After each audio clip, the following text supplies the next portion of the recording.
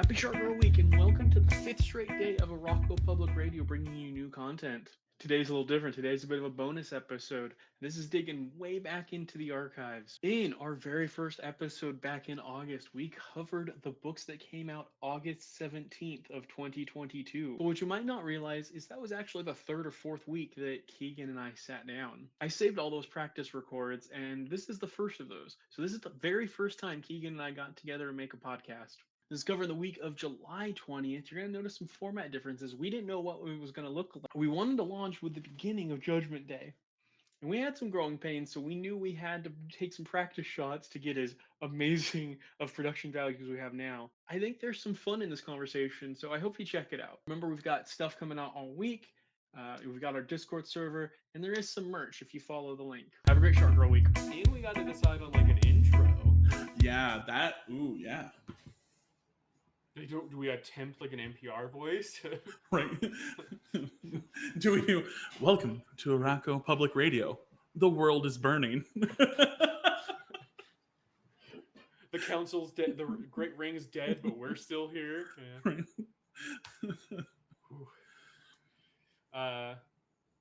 Yeah. Welcome to Arakko Public Radio, I guess. Yeah, maybe absolutely. Some version of that. Maybe the whole thing.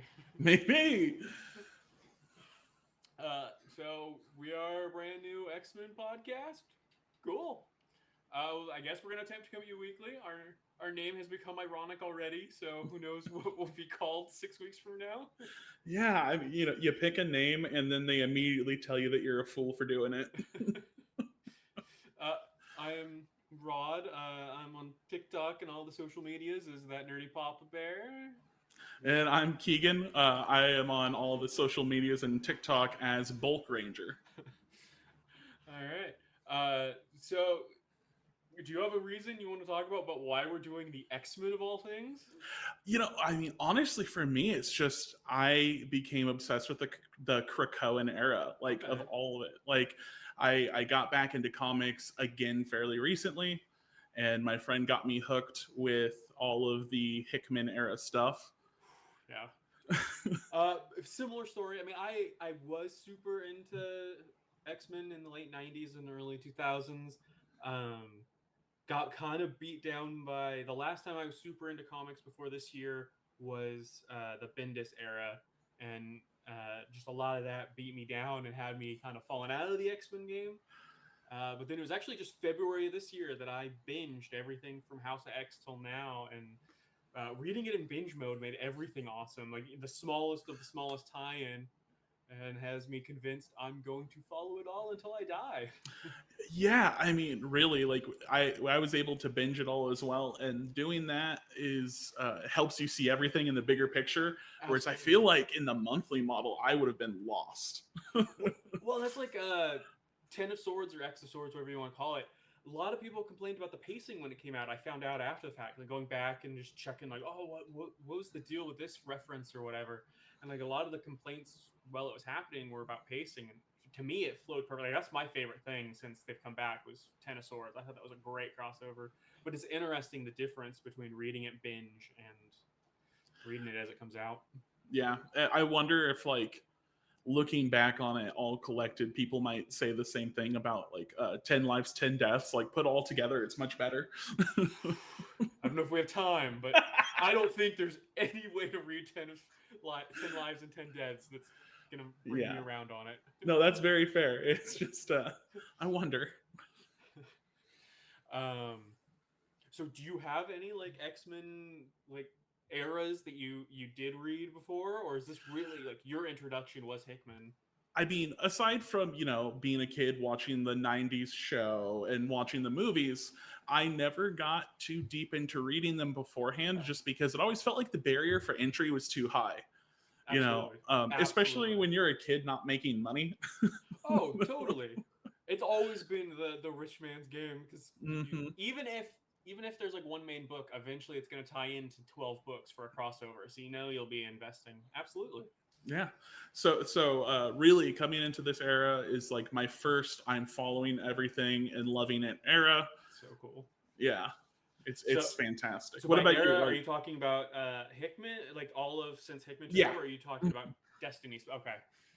Because like honestly, Destiny is the first weekly I've been following. Because even I mean, it was halfway through 10 Lives, 10 Deaths that I jumped in. So I think this fresh start with Immortal X-Men is the first time I'm following everything weekly, which is really cool. Yeah, that is cool to like start in right there. I mean, I came in, at the end of the Hickman run on X-Men itself and all of Okay. that. That's when I You had actually better timing came than in. me. Yes. So you guys follow Inferno live or? Yeah. Okay. My buddy and I followed Inferno live, last year's Hellfire Gala, where it was across like every book and all of that. Yeah. That was another one that was really fun in binge mode because you could. I read it all in a night, so it was like I was at the gala. So that was pretty cool. That's cool. That's super cool. My history is pretty like. When I was a kid, I read like Morrison's. I was like addicted to Morrison after their Justice League. So like the first like monthly I was picking up was their new X-Men, and I followed Astonishing, but I never like dove into everything.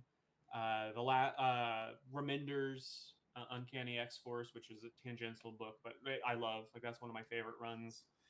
But no, I'm with you. This is the first time I'm like fully invested, and I'm really, really digging it.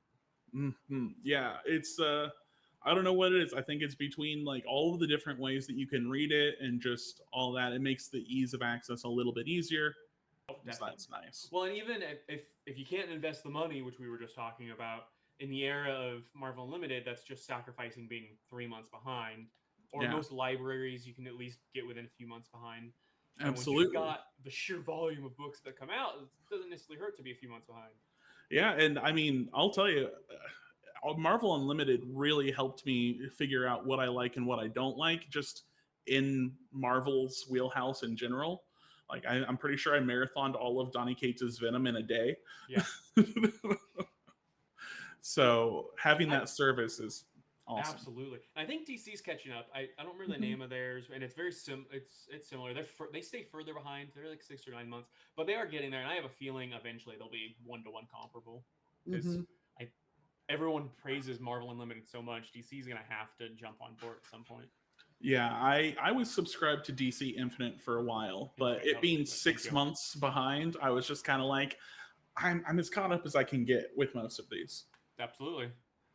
Well, and I feel like it's a lot, like 3 and 6, even though it's only twice as long, it feels like half a year feels like feels like a lot longer. Yeah. All right, so I think our format we're going to attempt is just to talk about each book or talk about the bigger of the books every week, maybe hit on the smaller books, and then maybe on the weeks where nothing's coming out, I can talk you into reading an older book. We'll see what happens. Yeah, exactly. Yeah, we'll see how it goes on those light weeks, but luckily at least 2 weeks of the month we got heavy weeks. Yeah, well, and I think to be a lot more than 2 for now, because we just started Judgment Day, which takes us to the first issue we could talk about. Wow. How's that for a podcaster move? Transition. That's a good one.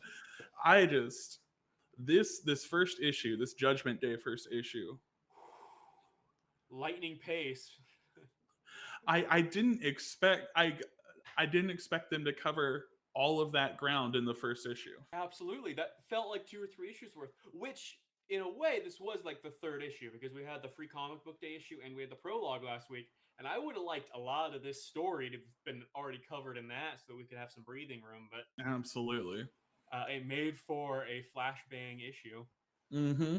I mean, it kind of, at the end of the day, it kind of works because it's so chaotic. It's like, this is probably how the attack would have felt chaos-wise. Oh, I love that. I hadn't really pieced that together, but that's a really good point. But yeah, I mean, so much happened. A lot of huge implications just moving forward. Yeah, absolutely. I was going to kind of tackle it chronologically, but yeah, let's go for it. So we had that opening with Phoenix kidnapping Cersei and basically establishing 2 of the sides, and then you see Jean and Cyclops watching, and they have that crack about like, oh, I never thought I'd be jealous of, or I don't know, does he use the word jealousy? I don't know how he phrases it, but basically references that someone other than Jean or Hope has the Phoenix and that he's jealous of it. Mm-hmm. Which was a funny opening line, but also was a kind of cool way to show us all 3 sides right away. I will be honest. I was expecting the Eternals side of the fight to be the group that Cersei's in. Like I was expecting. So when in the end, I think they kind of hint that she's going to be siding with the Avengers, and so are her whole gang. I was a little surprised by that, to be honest. Yeah, I really didn't expect it to be like uh that breakdown of the three teams. Yeah. That really took me by surprise. Well, and I'll be honest, I didn't want this to involve the Avengers because I've loved the Eternals ongoing, and I've been loving everything with the X-Men. So I was on team. Why are the Avengers even here? But if it's the anti-Druid Eternals with the Avengers, the Big E Eternals, and then the X-Men. Like that to me is a three-way war I can get behind. So I thought that was actually a really cool twist. Yeah, I thought that was nice. It kind of puts the Avengers in this like helping stage a coup kind of spot, Absolutely. which makes it a lot more like politically interesting for the Eternals. But yeah, I was really worried with the putting them all together. Though I was like, is this just going to be another like AVX with the Eternals added on as an afterthought? Yep. Which I didn't want because I really like, other than the X-Men, the Eternals was probably my favorite Marvel book for a while. So I wanted it to focus on them as much as possible. Um, the the protesters that Cyclops and Jean ended up watching out the window, that hit a little harder than I expected because the humans have kind of been dicks since pretty much they found out. Every human that's found out's been a jerk. So I didn't think they'd pull my heartstrings that much, but they did. Yeah, I've been having this thing where I'm like, it's not that hard to understand that it only works for mutants because they're mutants. But then seeing like the humans, like the protester that was saying like, "Where's my daughter?" I was like, "Oh, okay, I get it now." Well, and Cyclops came off a little cold, and with this basically, well, we don't even want to. Like, oh, okay. Yeah, I know. Yeah, that's it's like I know that you don't want to, but isn't that like you're supposed to be superior? Yeah. Well, and Cyclops, I feel like he works best when he's the voice of reason, the one who does see humanity's idea a little bit, but he's got Jean now, so Jean's keeping an eye on that, I guess. So then we cut to Destiny finally solidifying her vision. We had 2 Immortal X-Men issues ago. How many other issues ago that was? That branching timeline of the branching timeline where we saw that she knew it was going to be a war, but it could be any of these millions of things, including what was it, Avengers versus X-Men 8? Yeah, I think it was like that, or like 7 or some insanely huge number. Such a good joke. But so she finally, however she narrowed it down, and they went to warn the various factions. So we got Nightcrawler running to the Arakko. I don't know if you noticed when he got to Arakko, it had the population box that we'd been getting like in each location, and said population 1 million, and that seems super relevant to me because was it Tenosaurs when Hellfire Gala when they first moved to Mars, it was specifically a population of 5 million, and Legion of X had a couple references to mercenary bands that didn't like the times of peace and all left. So I'm wondering if when we get to the end, if that's part of the like excuse for more survivors than it looked like there were, because it looked like total utter devastation. But yeah, that might be. I didn't notice that population box, or at least like those connections didn't click to me. That's interesting. Okay. So I mean, it's totally just possible it was an editorial mistake and they forgot they already gave us a number, but it seemed like why would they have included population boxes if something wasn't going to tie in at some point? Yeah, I mean, especially with them throwing around so many population numbers just throughout this event and the lead up to it, it has to. It's a little too much to be a messy mistake if it is. Absolutely. So I don't know if you had any other thoughts on like that Arakko Great Ring scene. We went then to Iron Man's interrogation of Cersei. What is up? I haven't read the current Iron Man ongoing. Where is Tony's characterization at? I honestly wish I knew, because even I, as a Tony Stark hater, I'm like, what is going on here? Yeah, it was odd. I liked Captain America coming in and reminding, like, she was one of us, dude. That was nice to see. And it was kind of cool having like the two sides revealing to each other, even unintentionally, and then like, oh, we're not with Droog anymore. Oh, Droog's attacking. Like, it was neat to see they both had gaps in the knowledge that they inadvertently filled in. Yeah, no one really knows what the other one doesn't. It's like very interesting. A lot of espionage possibilities. Droog's new role as Prime Eternal. We got to see a little more of a glimpse of that.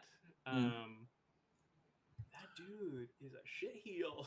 Yeah, like, oh my god. I mean, just the mental gymnastics alone to do what he is doing. That took some leaps for sure. I feel like he's always, to me, seemed more like a Loki-like figure. Like, I always thought he was more like mischievous almost. Like he wouldn't straight up go to the genocide route. And I'm wondering if like he's gonna regret messing with Uranus. I mean, he has to, right? Hopefully. I mean, he has to. Like, by the time they put the toys back in the box, I feel like they have to ramp him down. Like, he can't be this super villain forever, and I don't know. Yeah, I mean, in Uranus, I believe he even says it later, where he's just like, "Save yourself the time, let me out now." Absolutely, I forgot about that scene, but that was great. It was kind of chilling. Well, and you're not caught up on Eternals, right? On what? The Eternals, or did you end up reading it? Okay, so like the last of the one shots, because they had the 12-issue ongoing, and then there was 2 one-shots when they had to use, I think it was really just they had to use fill-in artists, so they called them one-shots instead of actual issues of the series. But basically it was Thanos, when Thanos was Prime Eternal, like going in and trying to manipulate Uranus and get to his arsenal. And they worked really hard to basically establish that as scary as Thanos is, Uranus is like 2 steps above. So I think it's gonna be really fun. I think for how often we get new big bads that are just, oh, he's the new scary guy. I'm pretty excited to see him truly unleashed. Of which, we got to see Moira meeting with Droog right before the final assault. Yeah. Yeah. Speaking of big bads, weirdly enough. Yeah, she's. I know we've talked off mic about my kind of beef with her villain arc so far, but I'd say she's full on mustache twirling supervillain at this point. Yeah, she's really just ramped it up at an extreme pace, we could say. Well, we saw her wearing. Who was it? Skin. Oh yeah, whose skin was she wearing again? Now we have to look that up. But yeah, so to go from like kind of burned, upset at being like exiled to straight up supervillain was a little quick for my taste. But it was fun watching her and Droog like eating donuts. Well, he's explaining what's. I think he was explaining it before it actually happened. But getting the narration of him chewing donuts, just chilling while they had the full-on all-out assault on both Krakoa and Arakko was badass as hell. Yeah, that was wow. I just it is like interesting to see how much it is almost like political maneuvering at the highest level. Yeah. It's pretty cool to see. I mean, yeah, Moira is a real heel, real fast. Well, and I feel like we're not like, because we saw her last week at the gala where she was running from Spider-Man, which I guess the scene with Droog is after whatever we're going to eventually see in Spider-Man. These delays between different books have completely thrown off like order of how things happen for me. That part is like really confusing to me, is like with where the delays end up.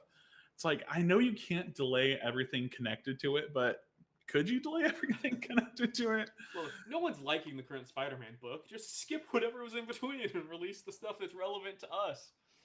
Yeah, I mean, are we really going to do Mary Jane that dirty? Like, everything that's going on with that, and then also have Moira wearing Mary Jane? Yeah. Well, and then we have to deal with the fact that she's a robot now eventually. Like, we've just seen her showing up places. It's not like she's dripping oil. So at Yeah. some point, they're going to have to reference the fact she's a robot. Yeah, absolutely. Yeah, they start with the attack on the Quiet Council. You're right, yeah, because it's the psychic assault, and Yeah. then he reveals like, oh, that wasn't everything.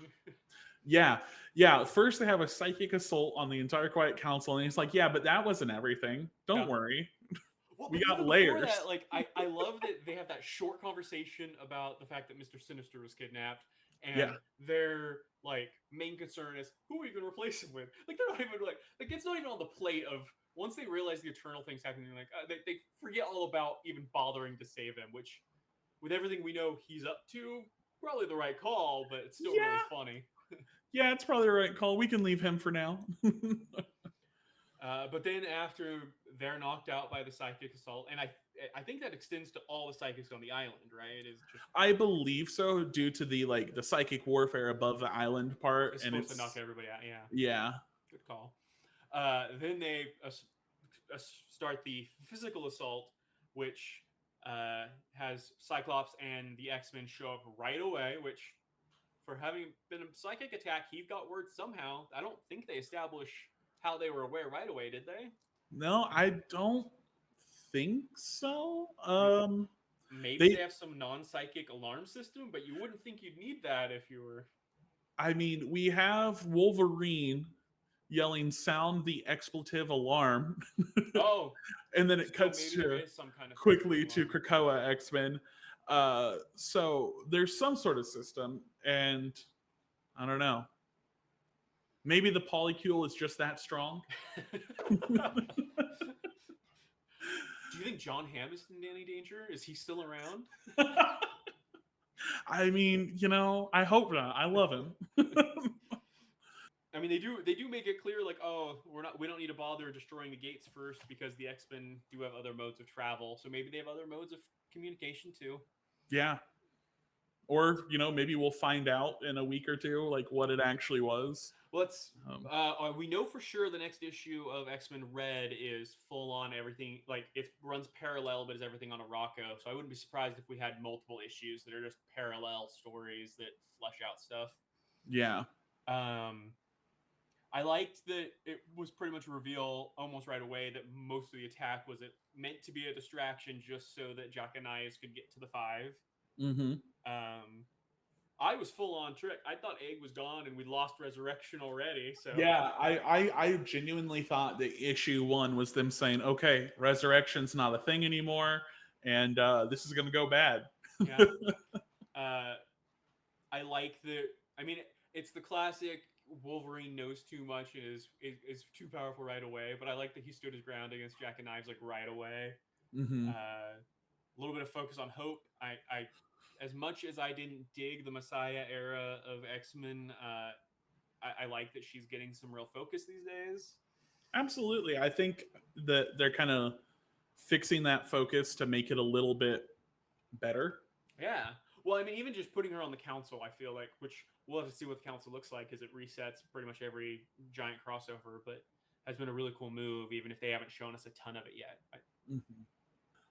I am interested to see, since it's probably going to run completely parallel, I'm really interested to see what exactly Nightcrawler is yelling about when he's coming through that portal. Oh, absolutely. When he's yelling, mein God.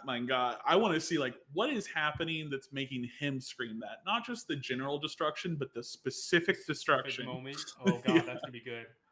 Well, and are we gonna see that in Red or are we gonna see that in Legion? Because we've got 2 books taking place up there. Yeah, that's a good point. I was assuming Red, but yeah, it could be Legion since that's more his book. Well, we'll get to it in a second, but I think Red might focus pretty much entirely on Magneto. We'll see. You don't say.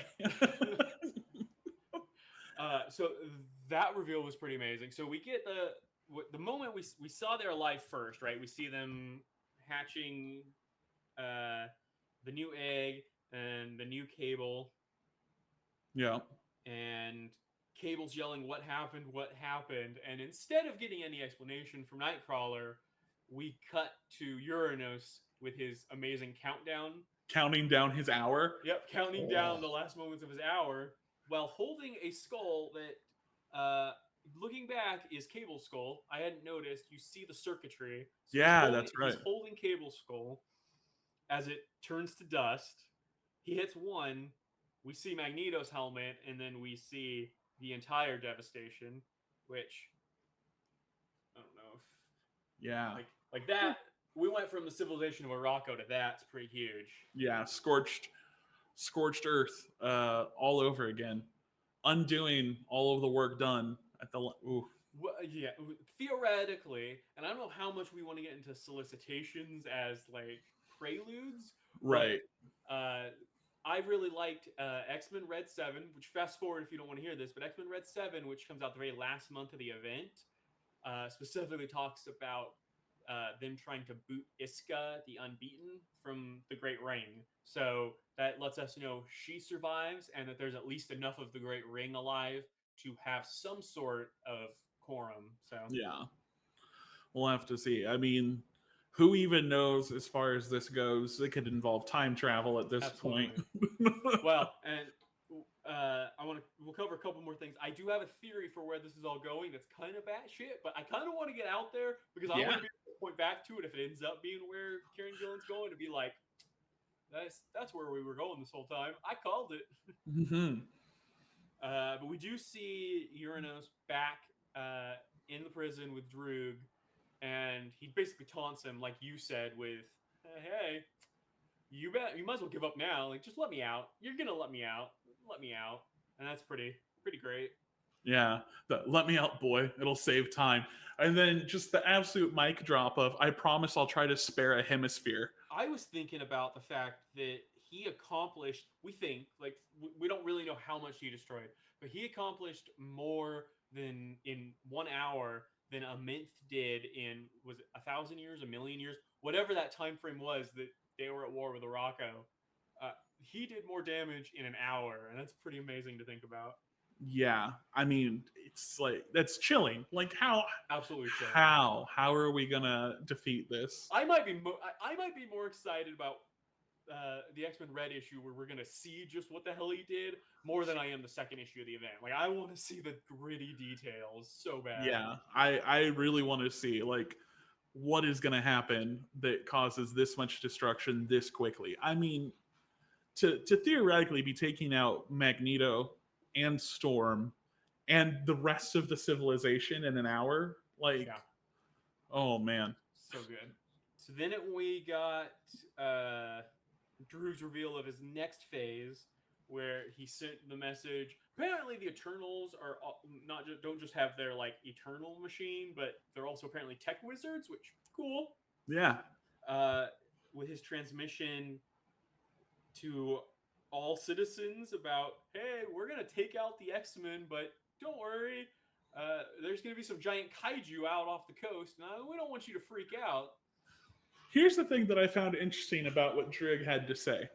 He was like, hey, I'm talking to you guys through every electronic device that you own because we're higher class than to talk in your minds. Which, listen, all I know is I was really upset when I woke up one day and U2 had uploaded a random album to my iPhone. Absolutely. People would be way more pissed about that. I think you're right. I genuinely think that people would be more pissed about him playing with their phones than when they tested the like universal emergency system and we all got a text and everyone freaked out that like, oh, they're gonna start sending campaign texts or whatever, like the theory was that it was gonna be abused. You're 100% right. I didn't even think about that. I just thought about how shitty it was that everyone gets this message saying all mutants are gonna die, and every single person we saw was yeah. There was like not a single shot of someone being like, wow, that's kind of the same old bigotry we always had. Yeah, no, everyone's pretty stoked. You know, goodbye to all the mutants. Let's have these giant Pacific Rim kaiju looking things coming out. Like, it makes me want to put back on my Cyclops' right shirt because it's true. The humans didn't deserve resurrection if they're that quick to say like, yeah, kill them all. Absolutely insane. How many mutant genocides do they have to go through before the humans just stop? Cyclical nature of comics, it'll never end. That, honestly. But we see Avengers Assemble, which we knew we'd have to see happen at least once in the first couple issues. But everyone gets ready to go except for Tony, who notices the invaders this time. And it's A.J.A.C. and Makari, which just a quick recap since you didn't read the Eternals arc, and I think they covered it a little in the prologue. A little bit. Issue. But basically, once they figured out that the Eternals, the reason there's this band that broke apart from the Eternals is they found out that the machine, which is the Earth, the whole Earth is the machine in the Eternals terms, was resurrecting them every time they die, which they had always known about, but they found out the mechanism involved killing one human every time. Basically, they traded a life for a life to bring the Eternals back, and that's the way it had always been, but they wiped their memory, so they didn't know about it because the moral compass, most of them would not be okay with that. And so when they found that out, they wanted to find out more information, and there's no more Celestials, but they knew where a Celestial corpse was, so they had invaded it was the last arc or the second to last arc. They invaded the celestial body, and that's when Thanos managed to take over while they were doing that. So Thanos was Prime Eternal while they were basically tricking their way and then fighting the Avengers. So we actually just already got Avengers vs. Eternals, but it basically ended with A.J.A.C. and Makari, who are I think Makari is kind of the religious zealot of them. So she thinks the only way they can fix things is with a Celestial. So apparently they broke in and they successfully convinced Tony Stark, of all people, which I thought was a cool twist, to help them revive the Celestial. Which leads me to the theory that I want to get on the record. Hit it.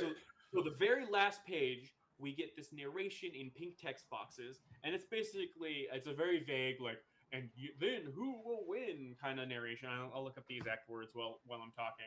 But that pink text box happens to match the text boxes of all the Eternals issues that was the narration by the Earth, except they were blue. So the machine was these blue text boxes with the same font, same style, but in blue.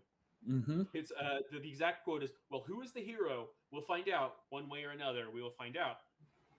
Now, you could say maybe they just went with pink because it's a blue landscape of the celestial, you see the celestial body in blue, so they just needed something contrasted. But my theory is that let me make sure I put this in a logical order. My theory is that pink narration box is because it's the machine, but not the Earth. It's Mars, Arakko. I think Judgment Day is one of their classic triple meaning titles, and it's gonna be the Celestial that A.J.A.C. and Makari and Tony are reviving is going to pass. Oh, and they're using Mr. Sinister's corpse. I feel like that should be said. They're not corpse. They're using kidnap Mr. Sinister and to theoretically revive this Celestial. But I think that Celestial is going to pass judgment on everyone in the end, and he's going to judge that the A.R.A.K.E and Arakko deserve to be brought back, and they're going to revive them against their will, which will set up great stuff in X-Men Red, because we just had that whole arc about how the A.R.A.K.E don't believe in resurrection. They don't want to be resurrected. They won't be resurrected. So if they're resurrected against their will, that sets up really good stuff there. It reverts killing of Magneto and theoretically Storm and Cable. It takes back all of the issues we just ran into. Doesn't end up destroying this really great, thriving 2 series. We have Legion and X-Men Red that are taking place on Arakko. So we don't have time to get rid of it 4 issues in, because those are the 2 critically acclaimed books right now they've got, or 2 of their critically acclaimed books. And to me, that's the only thing I can think of why they picked pink. Yes. Unless it's they change the personality of the Earth. But to me, that was the theory that stuck in my head. Was I have to agree with you. I think you're right, especially because not only is the pink narration at the end of the book, but it's at the very beginning of the book too. Was it? Okay. Yeah. That didn't stand out to me. The very first page is that same pink narration, and he says, "There you are. You do not know me. I wish to know you. I do not yet exist." Holy crap! How did I miss that? That solidifies my theory. I feel. I really think so. I am of such power that I can speak to you even now, and I think that might be partially just the mutants I missed it on my reread because it's before the title page, so I scrolled back and but the mutants, giving the life to Mars, maybe through resurrection, since their powers have been amplified through resurrection, have already kind of given the potential to the machine. Absolutely. I think that would be beautiful. That would be such a fun route to go. And be really cool, like, juxtaposition if instead of a weaker Arakko, we got, like, a more powerful Arakko after the event. And, like, Orcus is hardly playing into this event so far, and really it should be Orcus that's the main villain up there, so... Yeah, that... And speaking to the resurrection, and the powers getting more amplified through resurrection with Sync, right? Sync getting his powers more amplified. Oh, yeah, okay, going back to Gala. Yeah, this is something we need to talk about. Quick going back to Gala, because I think we need to talk about this, right? Sync, his powers getting stronger. He can use, his muscle memory, I believe they said, but at the cost of him aging. And people are saying, why does this matter? Since resurrection is there, is it a vanity thing? I don't think it's a vanity thing. I think that it's a low stakes way to introduce that the more you get resurrected and the more you tap into these powers, they come at a cost, and the cost might be different for every person. Okay, that's a really cool thought line. I was on the vanity was a misdirection thing. I like because we got vanity over in Immortal X-Men that same week. So yeah, I don't think it's a vanity thing. But I do think either they got so crammed for space they weren't able to tell the whole like arc they wanted to in that scene, or it's intentionally supposed to get us like, why do we care? And then we're gonna find out there was more of that conversation later or something. Yeah, that could be too.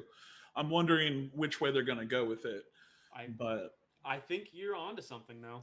Yeah, absolutely. It kind of could be if you tap into these bigger powers and there's a bigger cost, and the cost can be different for everyone, and maybe it's something that resurrection can't fix for certain people. I think that would be really cool. Well, and we know the era of resurrection is going to come to an end eventually because everything does in comics, and I think there's going to be someone that comes in and wants to go a different route with the X-Men as characters. I'm really hopeful we've got at least another 3. Like, it just seems like such a lush, like, garden to play in. I really hope we keep this toy box for a while before we revert to whatever we're going to revert to next. I mean, in theory, we have 16 million dead mutants we can play with, right? Absolutely. So there's so many options. It could run for a long time. I mean, case in point, Nyla Rose of AEW wrote an incredible one-shot. That Thunderbird issue was so good. So good. And just dealing with the idea of being like one of the first X-Men to die, finally being brought back. Like, you can do that with a lot of different characters. So speaking of people that have died, do we think there's any chance Magneto is still dead December 31st of this year? No. Like, no. There's no way this is I don't even know. I'm not even using permanent as we mean the word permanent. Is there any chance that this is lasting to the end, like past the end of the event? And I genuinely don't think so. I think that he'll be back as maybe even he's part of the machine, or maybe he becomes an Eternal. I was gonna go there. Of if Arakko gets a machine, it's going to need Eternals. And how great of like an arc for Magneto would it be for him to fill in that role for a while? Because he's been talking about, and that's the other reason I don't think we can go like him. That's the other reason I don't think he can die right now is because in Red, he has had such a good arc of talking about how he needs that redemption and he wants to redeem basically the guilt he has over the stuff he and Professor X had to do to make Krakoa happen. And I think a great way for him to do that now that he's bonded with the Iraqians would be to become their Eternal Guardian, or one of, because a machine needs Eternals, or at least that's what we were led to believe about the Eternals of Earth. So yeah, and I mean, I think it's also the cleanest way to bring him back and not make his play to impress the not the Quiet Council, the Ring, to let him and Storm in. He destroyed their backups. Yep. So to just bring him back via regular resurrection, I feel would cheapen that. The only way I could see him going that route is if they wanted to build conflict between him and Xavier even deeper. True. With Scarlet Witch having created the garden, or is that what they called it? The garden. Creating The waiting room. The waiting room. Thank you. With Scarlet Witch having created the waiting room, you essentially can bring him back even if he destroys his backup, because theoretically there's a version of him hanging out in the waiting room too. Yeah. So it would be interesting to see like him brought back against his will. I don't know that they're going to go there though, because I don't know that they want to sit there and explain like, no, he really did delete himself, but we also had this other backup. But I could see that as another possibility if we needed an excuse to bring him back. And they love building conflict between those two. Absolutely. Also, I think the thing is they're going to have him alive by the end of the year. And this is a little bit of a, outside take of it, but they're going to have to start building brand for the MCU X-Men movies.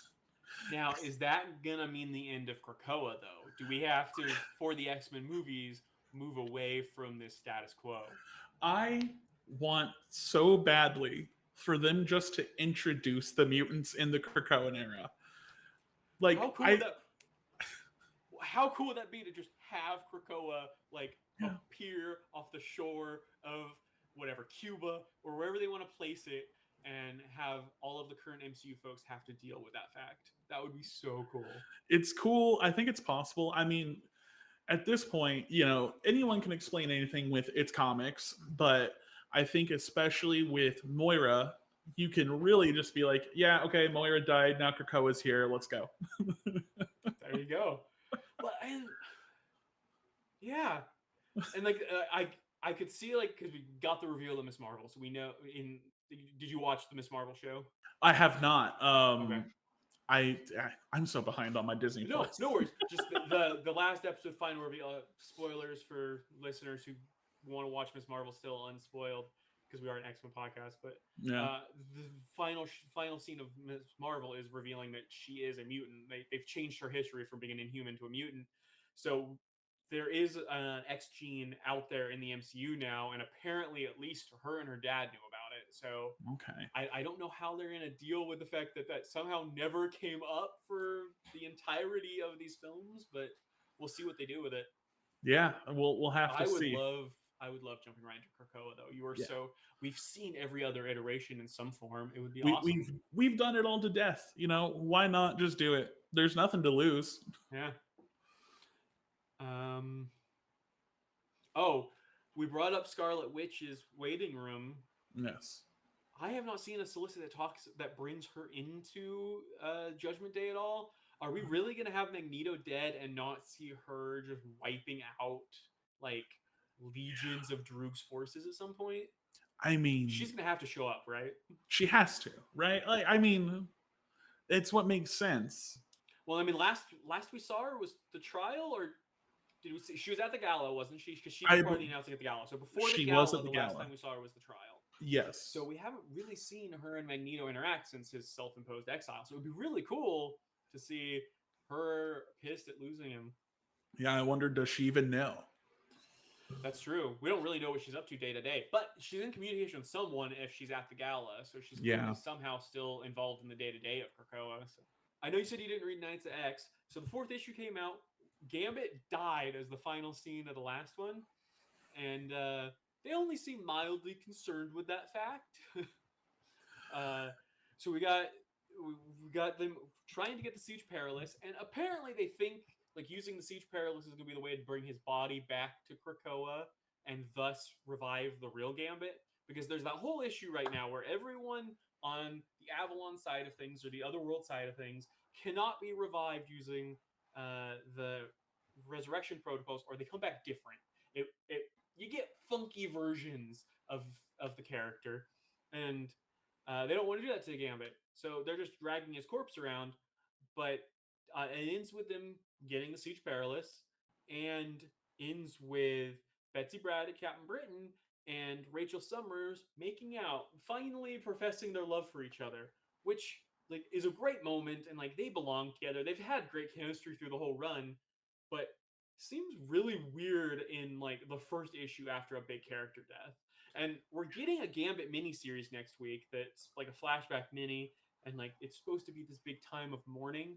But how is anyone supposed to believe that they've really killed this character when the characters don't even care? Like I don't know Yeah, what to do with Knights of X right now. that's fair. I mean, okay, so I'm looking at it right now, and yeah, like we're ending it with them making out, and what is it? Rainbow butterflies, a bit on the nose. Well, and like they reference the fact that it's on the nose, and then you find Yeah, out that it's not. exactly. Like they think it's Captain Britain making him, and it's actually the Siege Perilous like Guardian guy. But it's such a weird moment, and it's something I'm running into with a couple of these books that I really was enjoying. Like, a Knights of X is continuation of Excalibur. I really dug large chunks of Excalibur. It was a longer run through the era of Krakoa because it kept going all the way up until or through Inferno. Um, when it was dealing with like Ten of Swords and all of that stuff, it was great. I loved the short trip into Avalon, and but I feel like the longer Tinny Howard is on this book, the it just drags. That they don't know what they want to do with this group of characters, and there's so much they could do with all the different realms. This Merlin fight is just dragging on, and there's no emotional weight to anything because, and maybe this is a Krakoa issue, but there's no emotional weight to anything happening because they'll just drag the corpse back. You know, they even when they give us a reason that like, oh, in this instance, death will matter. By the next issue, they're telling us why. Oh, nah, it's still not a big deal.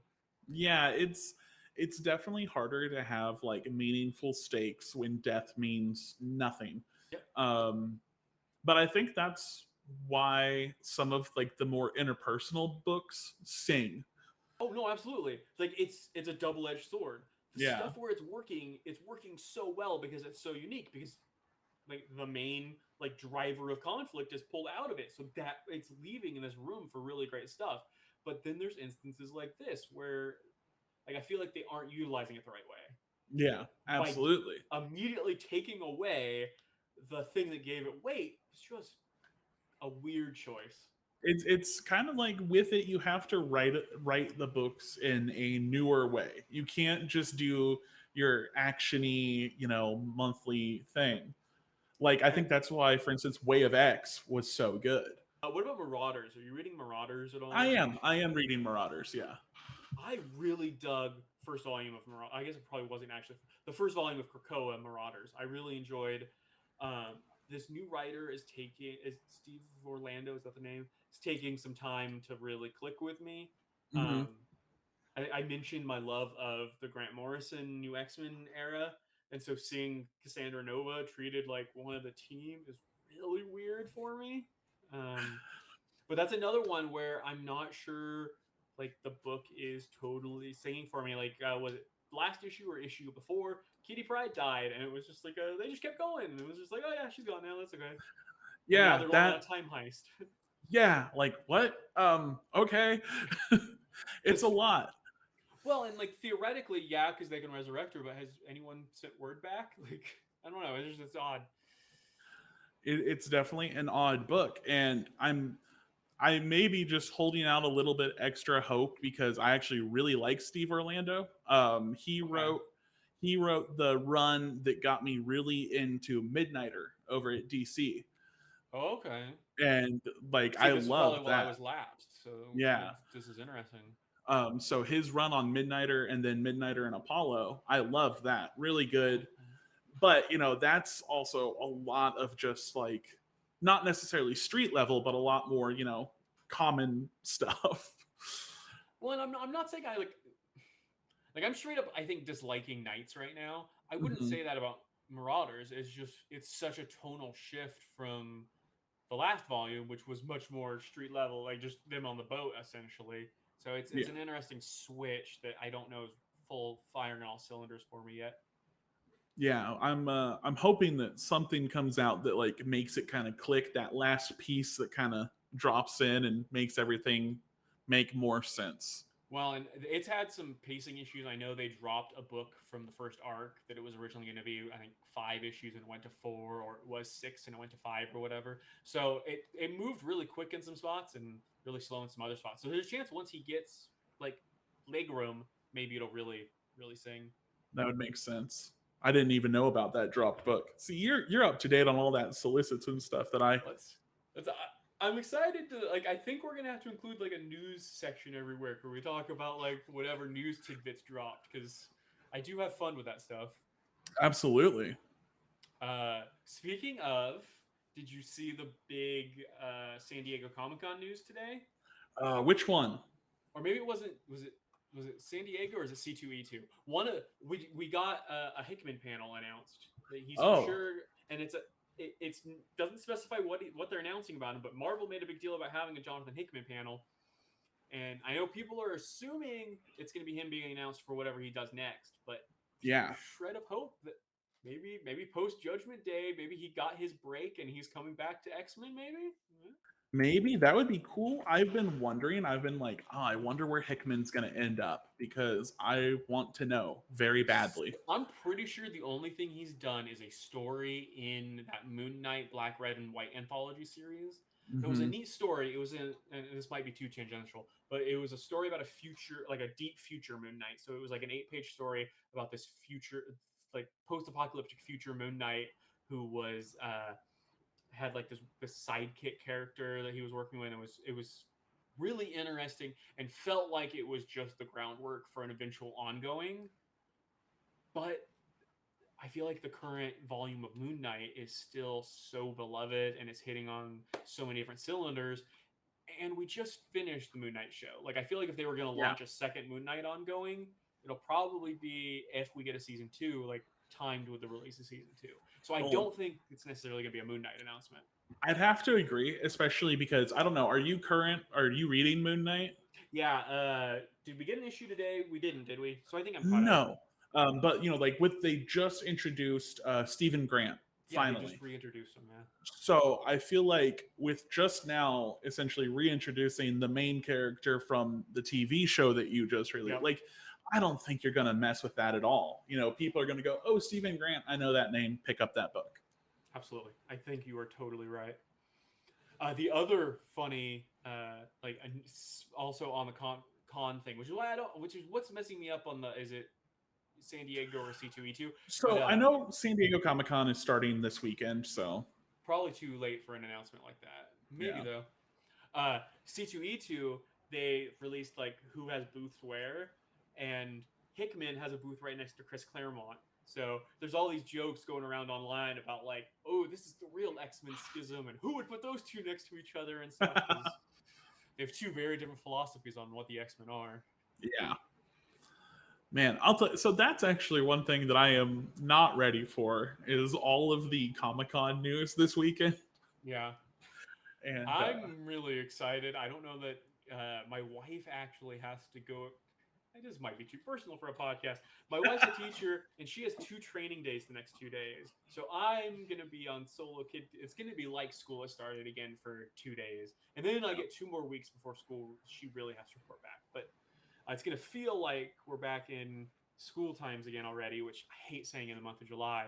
So I'm going to be super ready for Saturday of just being attached to my phone all day for every like major announcement. Yeah. I did just look. And he's at the Next Big Thing panel this Saturday. So okay. Now they're doing a Judgment Day panel earlier in the day, and then he's at the second panel. So it's probably got nothing to do with X-Men. So I probably shouldn't be talking about it here. But he's probably my favorite like current writer. So I'm excited no matter what he ends up writing. I'm very excited for more Hickman. Yeah, always loving having more Hickman. It's actually a kind of a banger of a panel because it's got Ram V's going to be there, Colin Kelly, Jackson Lansing, which is the new Captain America, the Steve Rogers book, Christopher Cantwell, Darren Shan, Lauren Bism, Nick Lowe, and CB. So that's going to be a killer panel. I'm going to try to watch that at 3. Yeah, oh man, Saturday at 3, huh? Yep. And then 1:45 is the Judgment Day panel, which if you don't end up watching, I'll at least send you the highlights since we'll be talking about it. But I think that's it for Marvel's panels. I know DC's got a few too, but those are the big ones where Marvel news will drop for sure. Yeah. Was there any? Did you want to talk about anything else from last week's books? I know there was quite a few. I mean, I feel like there was things that we could talk about, but at this point with Judgment Day, they have been overshadowed. Absolutely. You know, I will say, going back to the like just feeling like the lineup and I'll probably edit this out. I will say, like, I with the editing of or the delays moving around the schedule, it's really weird that in the same week we got the end of New Mutants, like time travel-y story, the same day we go into Marauders, like time heist. So it just seems like really poor timing, and I'm sure it has more to do with all the delays we got, but really frustrating. yeah, I'd have to agree. The delays, I mean, they're affecting all the books that I read at this point. So I am very pro masking, pro like we needed to deal with everything pandemic wise, and we didn't do enough. We should have done more. I'll be honest, I don't understand how comic book printing still has delays almost full years later. Like, of all things, like printing presses don't need like the kind of maintenance I would think like there would be this backlog. I don't understand it. yeah, I have to agree. Like, I mean, I'm very much of that same mind, and it's just like, how is this the thing that is still having more issues? Yeah, it just doesn't make sense. I'm sure there's more cogs in the machine, but like we know they kept writing, we know they kept drawing. Like it's not on the production side, so it's or on the like creative side, so it's got to Yeah. be on the physical production side. I don't. It doesn't make I sense. mean, maybe it has more to do with all the supply chain stuff. You know, that boat getting stuck in a canal for a month. Yeah, yeah, could be any of that. It irritates me because Yeah, we get stuff like this. We had 6 books last week. We had 2 this week. We got a big old goose egg for Krakoa related stuff next week. that's right. According to the Yeah, list I have, which I know can always get pushed back, we have the Gambit book, which at least is tied into current stuff, but isn't Krakoa. We've got X-Men House of XCII, which I did read the first 2. It's a tie-in to the cartoon essentially. It's okay. It's not great. I just to me, like, when I saw that, I was like, why are we doing this? Why are we? You know, I don't know. It just I feel like seemed they do that every few years because I remember when I was super into comics in college, they did a version of this. It's the same idea as the show they're doing. They did X-Men '92, which yeah. was a continuation of the TV show, and that was really big for like 2 years and it fizzled. But I feel like they constantly are just going back to that nostalgia train. When I don't know, reading the current stuff is filling my nostalgia, but. And then the other thing is Wolverine patch number 4, which is the second Wolverine series happening right now, and is a flashback to it's. I read the first one, and I will catch up just so I can talk about it a little next week. But I Yeah, think what like we're gonna do, if we need it, what we're gonna do is we are going to pick an old story, and I'm gonna make you read it so that we can chat about some classics. sure, I'm down for that. And then 2 weeks from now, we have a banger week of Immortal, Red, and I think it was Legion. Like I think the 3 heavy hitters are all in 1 week.